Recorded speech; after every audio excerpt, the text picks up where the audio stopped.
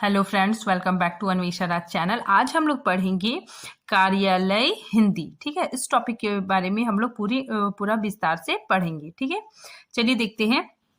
कार्यालय हिंदी वह हिंदी है जिसका प्रयोग कार्यालयों में दैनिक कामकाज, ठीक है, दैनिक कामकाज को पूरा करने के लिए किया जाता है। ठीक है, पूरा करने के लिए होता है, उसे हम लोग क्या बोलते हैं? कार्यालय हिंदी।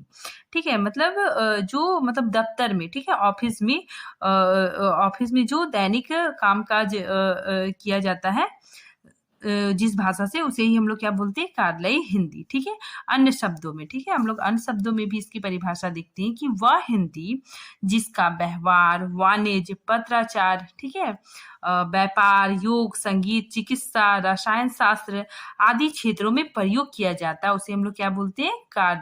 कार्यालय हिंदी। ठीक है, इसे कामकाजी हिंदी भी कहा जाता है। कार्यालय हिंदी अपने आप में एक व्यापक अर्थ की अभिव्यक्ति रखता है। ठीक है, मतलब कार्यालय हिंदी क्या है? एक व्यापक अर्थ प्रकट करता है। ठीक है, चूंकि साहित्य क्षेत्र हो या फिर व्यावसायिक पत्रकारिता का क्षेत्र हो या फिर विज्ञान या तकनीकी का क्षेत्र हो, ठीक है, सभी क्षेत्रों से ये कार्यालय हिंदी क्या है? संबद्ध है। ठीक है, कार्यालयों में कार्य करने वाला व्यक्ति, ठीक है, जो कार्यालय में काम करने वाला व्यक्ति है, ठीक है, एक तरह से कार्यालय हिंदी का ही प्रयोग करता है। ठीक है, मतलब वो व्यक्ति क्या करता है?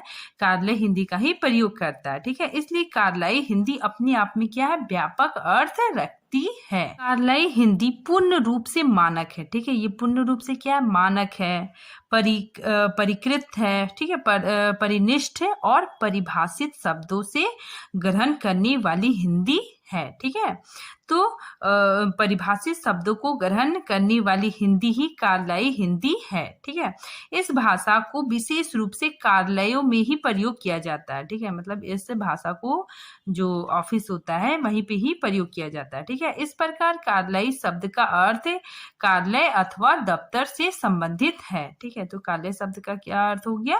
कार्यालय या फिर दफ्तर।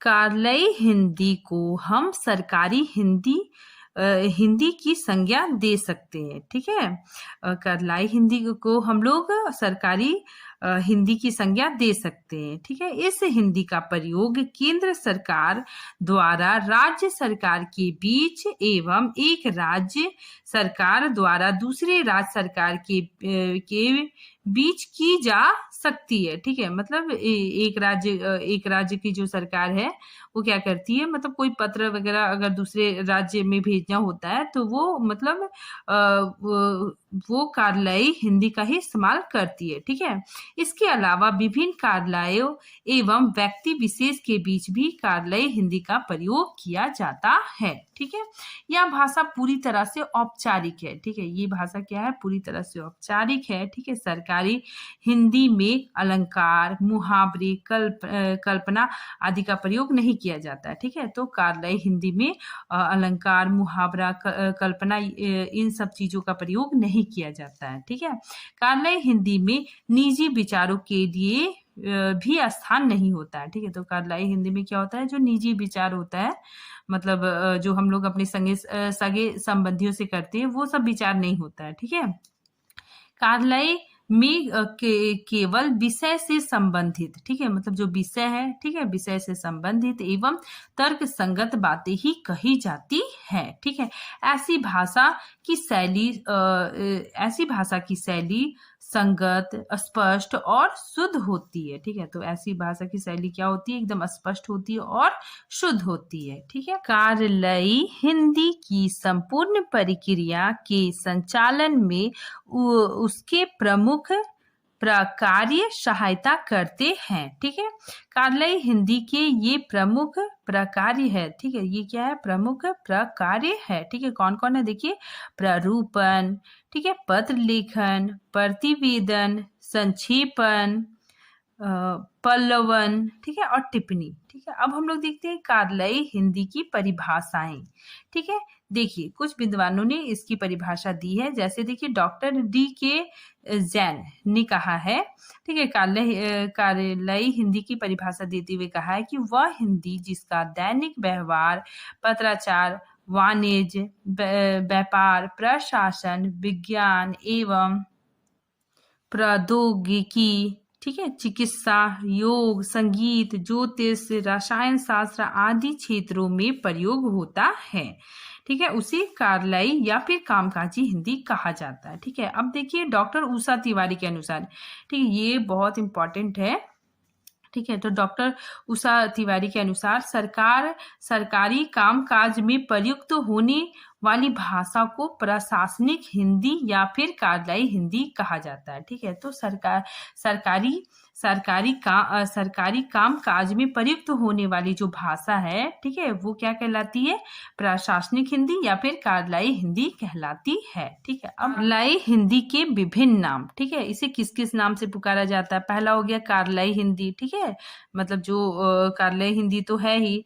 फिर नेक्स्ट है कामकाजी हिंदी, फिर प्रशासनिक हिंदी, ठीक है, राजकाल की हिंदी, फिर सरकारी कामकाज की हिंदी और एक प्रयोजन मूलक हिंदी, ठीक है। तो ये सारे कार्यालयी हिंदी के विभिन्न नाम हैं।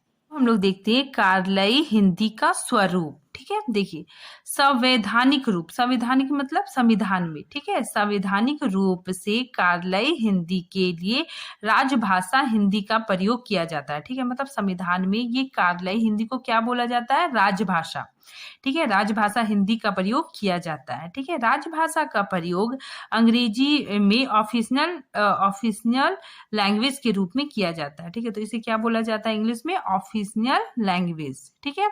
इसका तात्पर्य राज्य की भाषा से, ठीक है, मतलब इसका तात्पर्य क्या है, राज्य की भाषा से है। राज्य की भाषा से यही अभिप्राय है कि राजकाल की भाषा, ठीक है, जो राजकाल की भाषा है, प्रशासन की भाषा है, ठीक है, सरकारी कामकाज की भाषा है, ठीक है, तो उसे ही हम लोग क्या बोलते हैं, वही क्या है, कार्यालय की भाषा है, ठीक है, तो वही क्या हो गया, वही कार्यालयी हिंदी हो गई। लोग कार्यालयी हिंदी के विभिन्न रूप देखते हैं, ठीक है। तो कार्यालयी हिंदी विभिन्न आयामी है, ठीक है, ये क्या है, विभिन्न आयामी है, वह कई रूपों में प्रयोग में लाई जाती है, ठीक है। तो इसके बहुत सारे विभिन्न रूप है, कौन कौन है, देखिए प्रशासनिक हिंदी, व्यवसायिक हिंदी या फिर वाणिज्य हिंदी, साहित्यिक हिंदी, विधि परक हिंदी, फिर वैज्ञानिक एवं तकनीकी हिंदी, आगे सामाजिक विज्ञान में हिंदी, फिर विज्ञापन, ठीक है। तो इसको हम लोग एक एक करके इसको डिटेल से पढ़ते हैं। प्रशासनिक हिंदी, प्रशासनिक हिंदी के अंतर्गत राजभाषा का समावेश किया जाता है, ठीक है। तो प्रशासनिक हिंदी के अंतर्गत राजभाषा का समावेश किया जाता है, ठीक है। प्रारूपण, पत्र लेखन, परिभाषित, शब्दावली, आलेखन, अनुवाद, टिप्पणी, संक्षेपण आदि प्रशासनिक हिंदी के अंतर्गत आते हैं, ठीक है। तो ये सारी चीज प्रशासनिक हिंदी के अंतर्गत आते हैं। कार्यालय में कार्यरत सभी अधिकारी, ठीक है, मतलब जो कार्यालय है, ठीक है, ऑफिस है, वहां पे जितने सारे मतलब अधिकारी है, कर्मचारी है, वो दैनिक कार्यालय कामकाज में इसका प्रयोग करते हैं, ठीक है। तो कार्यालय हिंदी का प्रयोग करते हैं, ठीक है। नेक्स्ट देखिए वाणिज्य हिंदी, इसमें क्या है कि वाणिज्य के अंतर्गत वाणिज्य संबंधी, जैसे वाणिज्य पत्राचार, ठीक है, शेयर बाजार संबंधी, किराना बाजार संबंधी, टंकन, असुलेखन आदि की आर्थिक शब्दावली आती है, ठीक है। अब बैंकों में भी इसका प्रयोग होता है, ठीक है। आगे देखिए वाणिज्य एवं व्यापार क्षेत्र में व्यापारी व्यवसाय हिंदी पत्रों के माध्यम से अपना व्यवसाय चलाते हैं, ठीक है। अतः इस प्रकार की हिंदी व्यवसायिक हिंदी कहलाती है, ठीक है। तो इस प्रकार की हिंदी क्या कहलाती है, व्यवसायिक हिंदी कहलाती है। इनमें प्रयुक्त हिंदी अत्यंत प्रभावशाली एवं तथ्य आधारित होती है, ठीक है। अब हम लोग देखते हैं साहित्यिक हिंदी। साहित्यिक सामग्री के उत्पाद संग्रहण तथा प्रकाशन संबंधी हिंदी को साहित्य हिंदी कहते हैं। ठीक है, मतलब साहित्य सामग्री के जो उत्पादन है, ठीक है, और प्रकाशन संबंधी हिंदी को हम लोग क्या कहते हैं? साहित्यिक हिंदी कहते हैं। साहित्यिक हिंदी दो रूपों में देखने को मिलती है। ठीक है, तो साहित्यिक हिंदी हमें दो रूपों में देखने को मिलती है। एक शुद्ध साहित्य, ठीक है, और दूसरा क्या होता है? लौकिक या आंचलिक साहित्य। ठीक है, शुद्ध साहित्य में परिनिष्ठित की प्रधानता होती है। ठीक है, तो शुद्ध साहित्य क्या होता है? बहुत ज्यादा परिनिष्ठित होती है। ठीक है, उसमें परिनिष्ठता की प्रधानता होती है। और लौकिक या आंचलिक साहित्य में क्षेत्रीयता उसमें प्रधान होती है। विधि परक हिंदी, ठीक है, न्यायालयी कामकाज या विधि क्षेत्र का कार्य अत्यंत जटिल होता है। ठीक है, अतः उसे सरल बनाने के लिए हिंदी का प्रयोग किया जाता है। ठीक है, विधि परक हिंदी के लिए कानून और हिंदी दोनों का ज्ञान आवश्यक है। ठीक है, नेक्स्ट हम लोग देखते हैं दैनिक एवं तकनीकी हिंदी। ठीक है, तो आज का युग विज्ञान एवं तकनीकी का युग है। वैज्ञानिक एवं तकनीकी ज्ञान को अर्जित करने के लिए उसे सुरक्षित रखने तथा उसको प्रसारित करने के लिए परिभाषित एवं तकनीकी शब्दावली का प्रयोग किया जाता है। इसके लिए परिभाषित एवं तकनीकी शब्दावली आयोग का भी गठन किया गया है। सामाजिक विज्ञान में हिंदी, ठीक है, हिंदी भाषा का अध्ययन, भाषा मानकीकरण, भाषा नियोजन आदि दृष्टि से हिंदी सामाजिक विज्ञान के कार्यों को पूरा करने में सक्षम है। ठीक है, इसमें भाषा का मानक रूप प्रयुक्त होता है।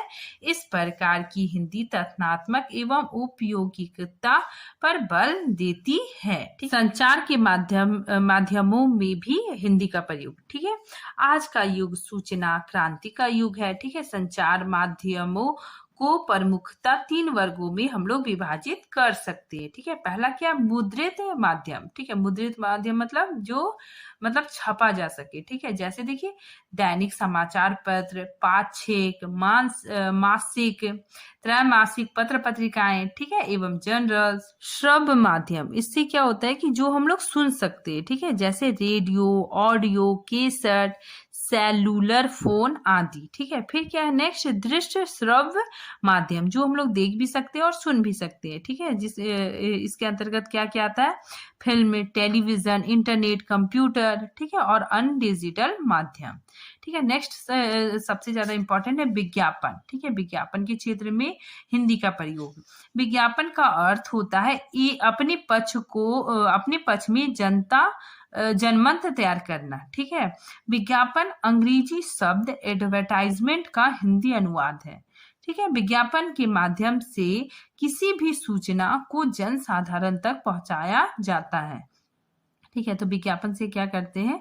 विज्ञापन के माध्यम से कोई भी सूचना है, ठीक है, उसको हम लोग पूरे आम जनता तक पहुंचाते हैं। ठीक है, तो जन साधारण तक पहुंचाया जाता है। विज्ञापन व्यापारिक अभिव्यक्ति का भी आधार है। ठीक है, बस इतना ही है। Thank you friends.